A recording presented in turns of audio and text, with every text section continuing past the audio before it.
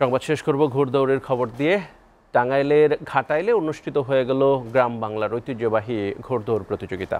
নানা বয়সী লাখো মানুষ ঘোড়দৌড় উপভোগ করেন এবং বলেন যে এর ধারাবাহিকতা রক্ষা করতে হবে। আর যুব সমাজকে মাদকমুক্ত রাখতে প্রতি বছরই আয়োজন করার কথা জানান আয়োজকরা। টাঙ্গাইল থেকে আহমেদ রাসেলের প্রতিবেদনে বিস্তারিত। টাঙ্গাইলের ঘাটাইলের বাঁশতৈল এলাকায় অনুষ্ঠিত হয়ে গেল গ্রাম বাংলার ঐতিহ্য ঘোড়াদৌড় প্রতিযোগিতা। হারিয়ে যেতে বসা এই প্রতিযোগিতা দেখতে দূর দূরান্ত থেকে ভিড় জমিয়েছে নানা বয়সী লাখো মানুষ। কেউ প্রথম, কেউ বহু বছর পর ঘোড়াদৌড় প্রতিযোগিতা উপভোগ করেছেন।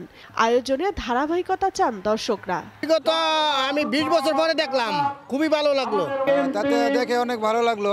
অনেকদিন পরে একটা ঐতিহাসিক খেলাটা দেখলাম। আমাদের যে মাদকাসক্তি আছে, বিভিন্ন যারা মোবাইলে আসক্ত, তাদের জন্য এরকম খেলার আয়োজন করলে একটা আয়োজন হয়, সবার মনোরঞ্জন হয়। মানুষ পাহাড়বাসী অনেক আনন্দিত এই খেলা ঘোড়দৌড় দেখার জন্য। দেশের বিভিন্ন এলাকা থেকে প্রতিযোগিতায় অংশগ্রহণ করে অর্ধশত ঘোড়া। দর্শকের মাঝে খেলা দেখতে পেরে খুশি ঘোড়ার মালিকরাও। আমি ময়মনসিংহ থেকে আসছি। আমার ঘোড়া 1 নাম্বার দাপটে প্রথম স্থান অধিকার করেছে। দাপটে ফার্স্ট হয়েছে, ভালো লাগছে।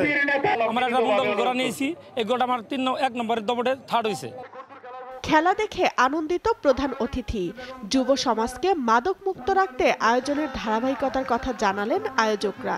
আমাদের এই ঘোড়দৌড় খেলা, হাডুডু খেলা, এগুলা যদি প্রচলিত হয় তাহলে আমাদের এই সমাজ থেকে মাদক মুক্ত হবে, সন্ত্রাস মুক্ত হবে। ইয়াং জেনারেশনকে বিশেষ করে যুব সমাজকে সেখান থেকে ফিরিয়ে এনে সমাজে সত্যিকার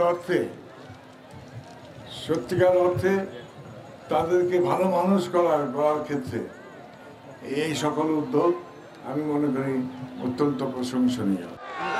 বড় কদম ও বড় ধপর দৌড়ের 4টি ধাপে অনুষ্ঠিত হয় প্রতিযোগিতা। শেষে বিজয়ীদের হাতে প্রথম পুরস্কার হিসেবে ফ্রিজ ও দ্বিতীয় পুরস্কার হিসেবে তুলে দেওয়া হয় LED TV. SA TV news desk.